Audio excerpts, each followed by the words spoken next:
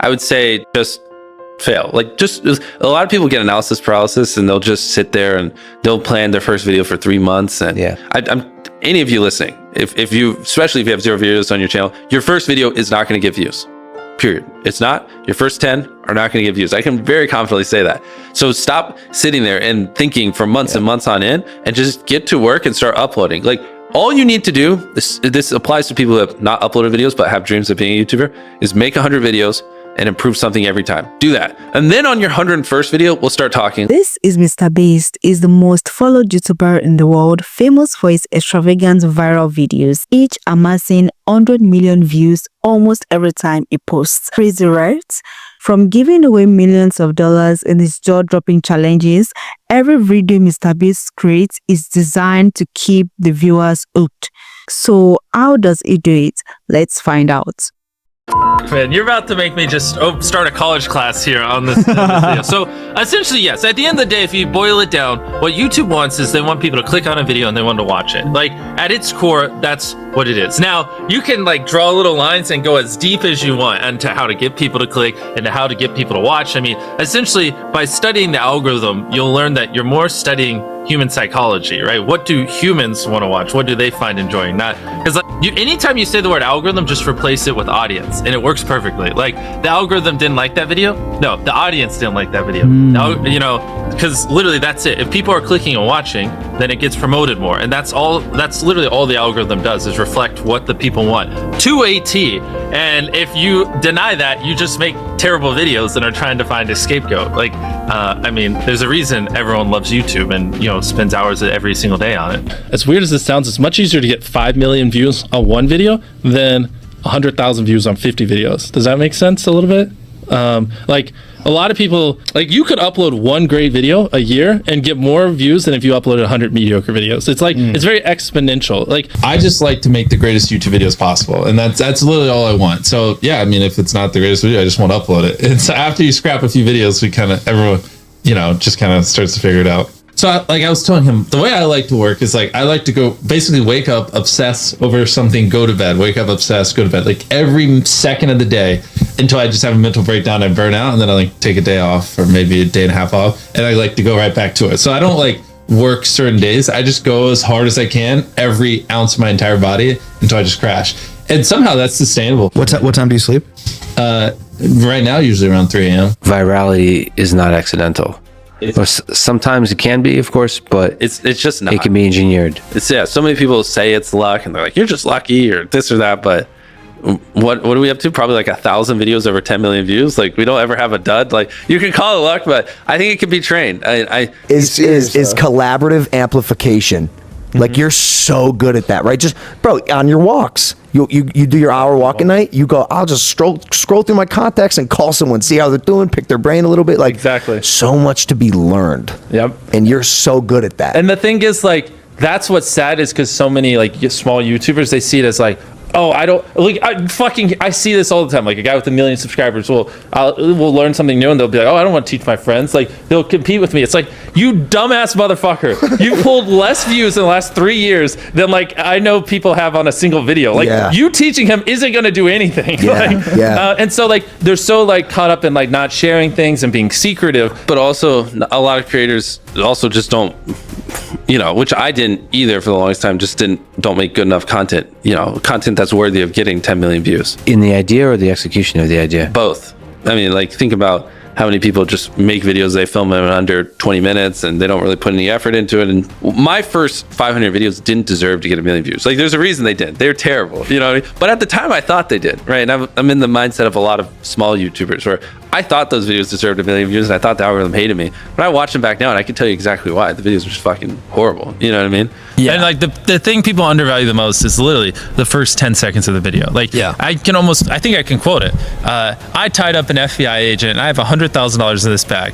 Here's a knife. Good luck. And I just run away. Like, it gives you everything you need. No wasted words, short and concise, and then tension. to do well on YouTube, you just need people to click your videos and watch them. That's literally all YouTube wants. And so if you get people to click your video 10% more and watch a video 10% longer than mine, you don't get 10% more views. You get like 4 times the views, right? So you have to think like an exponential, right? Like a 10% better video is 4 times the views, not 10% more views. Right. And so like once you understand that and you like funnel your energy better, it makes a big difference. So it's usually like just like, don't make your video shit. Put in effort, like put in way more effort, like really hyper obsess over these videos, like triple the amount of time you're putting into that video, because you're not going to get triple the views, you're going to get 10x the views. And like, how much time do you spend on those openings?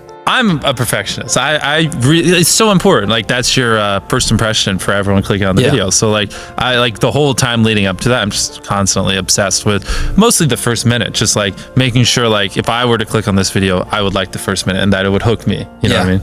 And when I first started, I got 100,000 subscribers with an iPhone, and this is an iPhone 5 that recorded in 30 FPS, terrible quality. So as you guys know, like equipment's never an excuse, because like people were constantly roasting me for the quality when I first blew up. I was like, I don't have money, I don't know what to do. But then I just reinvested every dollar I made, and over like the last 8 years just slowly grew into whatever I do now. Well, so what was the breakthrough for you to start realizing, to start having a self-awareness, about these videos aren't good enough? You're probably still going through that. You're probably still growing to see, like, every 6 months you should look back and hate your videos, or at least see things you could improve and be like, oh, I could have done this better, that better. If not, then you're not learning quick enough, in my opinion, at least. But so when you're doing these videos and do you ever have one that you do it and it just doesn't live up to what your expectations were? All the time. Now I know you're about to ask me, so let me think of some. Probably like back in the day, like 1 out of every 4 videos we filmed just never got uploaded because they were just not good. Yeah, because especially when I was like 19 and 20, like I had no idea, right? Like I'd come up with an idea, let's climb a building with plungers, right? And then you can't do it, all right? So that's an example of one that failed. So like imagine a world where you have like 3 friends, and like when friend number 1 learns something, he teaches the other 2, and friend number 3 fucks up on a video and he teaches you guys, and you're all coming up together. Whereas if you're separate, you have to fuck up every single time. So like if you each make 100 fuck ups, you could be like 300 fuck ups deep in learning. But if you're separate, you're only 100 deep. It's just like if you wake up and every day you obsess over something and you live and breathe it, and that's what you think about, that's what you do, that's what you study on and off, that's what you stay up every night grinding, and no one else even gives a flying about it. It's like you just feel like a weirdo, like an outcast. And I was also like just dumb. Back then I didn't realize, I just need to find different people. I thought like, my whole life I'll just never enjoy talking to people. And then I met other YouTubers, and then I started talking to them like 10 hours a day, and I was like, then that's when the channel really started taking off. How often are you asking for help? Because I realize every day. when you open the door to me for like hey, let's just like bounce things off. I definitely like took advantage of that, which I want. Like I don't Rule ask number for 1 help. is you got to give more, or give at least what you take. And if you do that, people will always teach you stuff. Say that one more time. You got to give at least what you take from someone. Which in the YouTube space is pretty easy for me because I can just teach people anything, and then I just hope to learn one thing from them. So after just grinding year after year, there's probably some blur between when I was 17, 18, 19, somewhere in there. It just started to get a little bit of views, you know what I mean? So are you're just constantly asking questions? All the time. Really? That's the only way you can ever stay on top, is if you're constantly learning. If you're always learning, reinvesting every dollar, and basically working 10, 12 hours a day, like I just don't see a world where someone can compete with you. I just remember like making videos, and I remember being like, dang, like everyone's telling me like, you're stupid, you're very awkward, like, why would you make it? There's millions of people trying. And I just remember being like, I don't know, I just like it. I'm gonna do this, or I'm gonna die trying, kind of thing. I was a big pussy back then. Well, when I was a young teenager, I was getting no views, had no money, had no equipment, and so for the most part, it was just like I was just trying to scrounge money so I could buy equipment, because I was using my brother's old laptop. And so like my first couple 100 videos, I didn't have a microphone. Like imagine just like crackly, terrible voice. And so once I got monetized, I saved up for a few months. Like I told you, I bought a microphone. I can just give you a mile high history. And I saved up for like 6 months. I mean, I was just doing video game videos, and they were terrible. But I saved up, I got a real computer. So now I could actually record the video game in high quality. I have a microphone, I'm like 15, and I just kept going and going. For the last like 8 or 9 years, like every dollar I've made, I just spent it the next month on content. And I just did that every single month, and it just kept getting bigger and bigger. And here we are. YouTube's trying to serve people the best content possible, right? They don't want to serve you 100 lame videos. They just want to serve you one good one. So it makes sense logically. Like, he's always had great thumbnails, but he wasn't the best at making good videos, those are the easiest people to mentor. They can get people to click, but they can't get people to stick around. So then I've obsessed over how to make good videos. So now I just teach them how to make a video good, and then boom, the channel just goes skyrocket. But how do you have time to mentor people with all the things on your plate?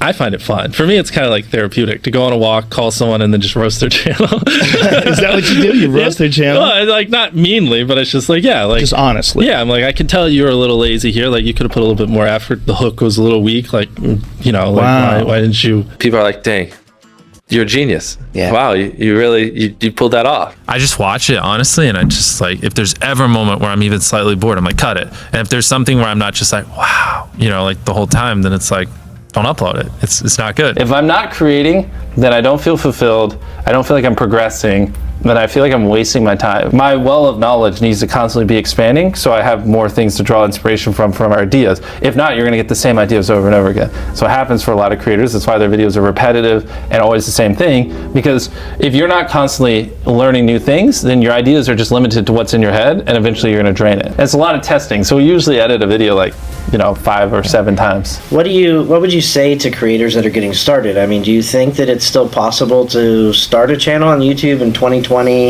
and be successful, or is it? It's funny you saying that to me, because I know you know the answer to it.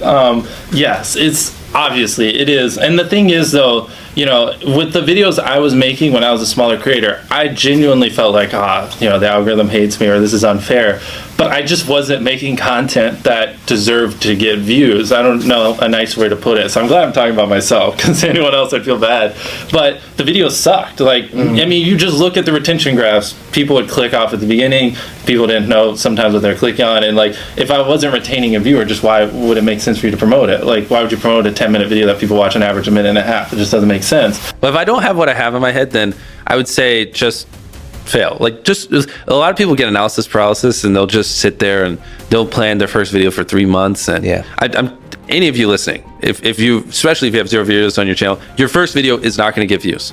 Period. It's not. Your first 10 are not going to get views. I can very confidently say that. So stop sitting there and thinking for months and months on end, and just get to work and start uploading. Like, all you need to do, this applies to people who have not uploaded videos but have dreams of being a YouTuber, is make 100 videos and improve something every time. Do that. And then on your 101st video, we'll start talking, like, maybe you can get some views, but your first 100 are going to suck. Almost every podcast I feel like you've been on, or every time you talk about YouTube, you always talk about how you reinvest everything back into the channel. Literally everything. And I think spending time with you here, what I noticed is that's actually not just money, it's time.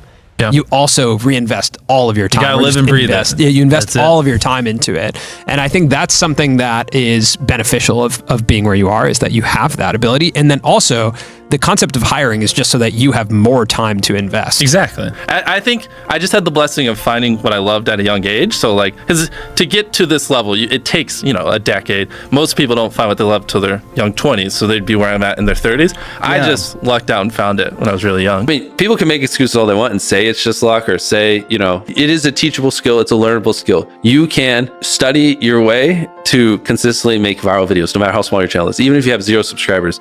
Well, the improve something each time is the tricky one. How do you improve something each time? The second one, just, I don't know, put more effort into the script. The third one, try to learn a new editing trick. The fourth one, try to figure out a way that you can have better inflections in your voice. The fifth one, try to, study a new thumbnail tip and implement it. The sixth one, try to figure out a new title. There's infinite ways. That's the beauty of content creation online. There's literally infinite ways, from the coloring to the frame rate to the editing to the filming to the production to the jokes to the pacing, to every little thing can be improved, and they can never not be improved. There's literally no such thing as a perfect video. So if you knew everything you know now, but no money. Step one would, I just brainstorm, like, okay, I don't have money. What are some viral things? Like, I mean, the first thing that comes to my mind is something as simple as when I counted to 100,000, which is what I did do when I was poor. And like, that worked. But like, what's something like that I could do that would be even more attention grabbing? Yeah, you were, as part of the brainstorm, you would throw out a lot of ideas, and people throw out a bunch of ideas. And one of the questions is this even doable? Right? Yeah. First off, come up with ideas you think would do well, and then ask yourself later if they're doable. Yeah. Because there's different ways you can accomplish something. Don't be cynical about the doability of stuff. Yeah, because there really are so many different ways you can accomplish a goal. Like when we give away an island, like we give our 100 million subscriber an island. Yeah. You know, you can't find private islands that, you know, don't look like shit for less than $10 million. So this isn't doable, right? All right, the idea doesn't exist, not doable, X it off.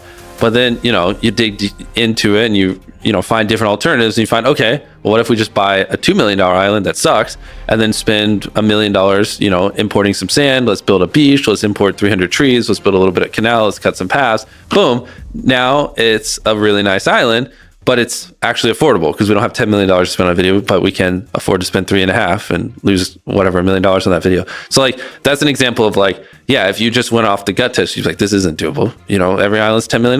We're screwed. Like if we go cheaper, it's just a terrible island. No. And so if you like, there are so many different ways you can achieve what you want. You really got to push through no's, which not a lot of people do. You have to have like a more of a dominant personality and just a willingness to, when people tell you it's not possible, just actually go through all the variables and eliminate them all yourself.